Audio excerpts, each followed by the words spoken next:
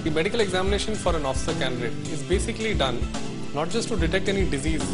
We also aim to try and detect disabilities, which, though currently unobvious, can be unmasked later because of the stress and strain that military service puts on the individual.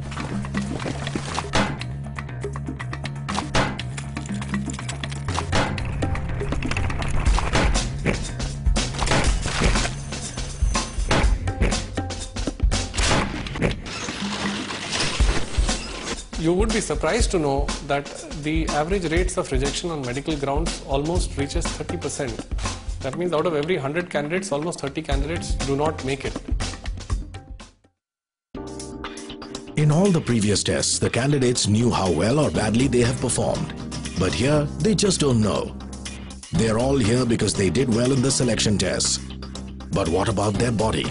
Seasoned hands helped by sophisticated testing and diagnostic equipment are out to detect even the slightest abnormality. 183. There are basic standards of height that have been mentioned. The weapons that are available are made for a particular body structure. An individual who is shorter than 153 centimeters may not be able to handle the standard weapons. Similarly, various other things like the trenches, the dugouts which are there are of particular dimensions.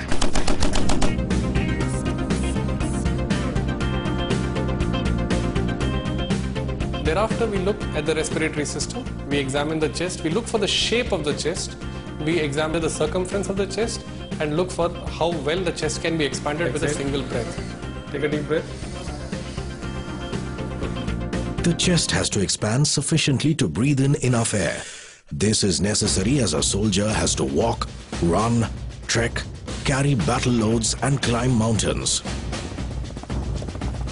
If he fails to inhale enough oxygen, he would get exhausted in no time and turn into a liability for his buddies.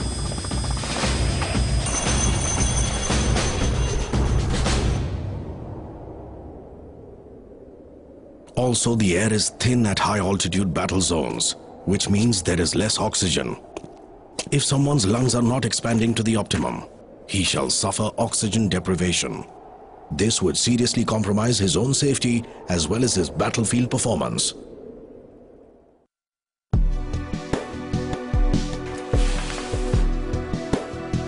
The surgeon basically looks at the external genitalia, the limbs, if the bones are all right.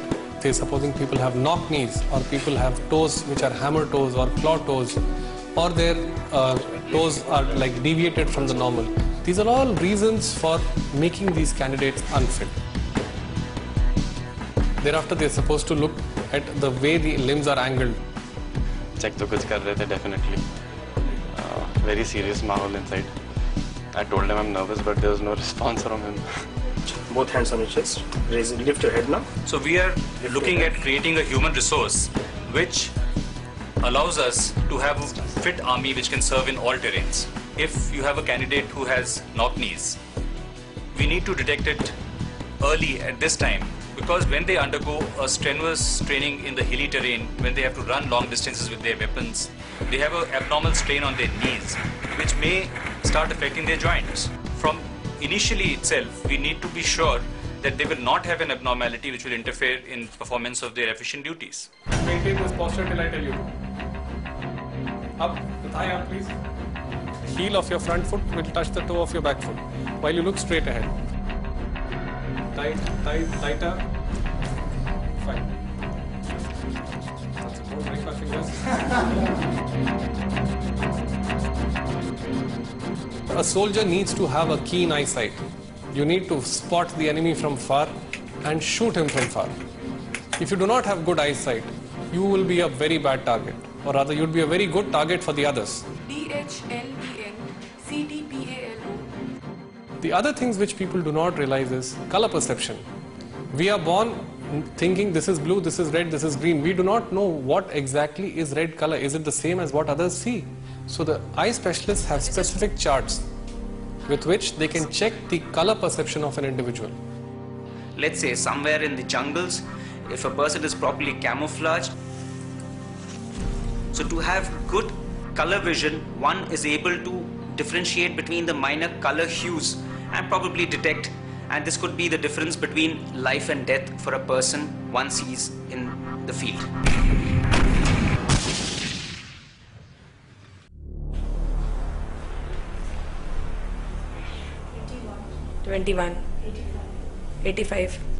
A soldier must have a sound sense of hearing in both the ears.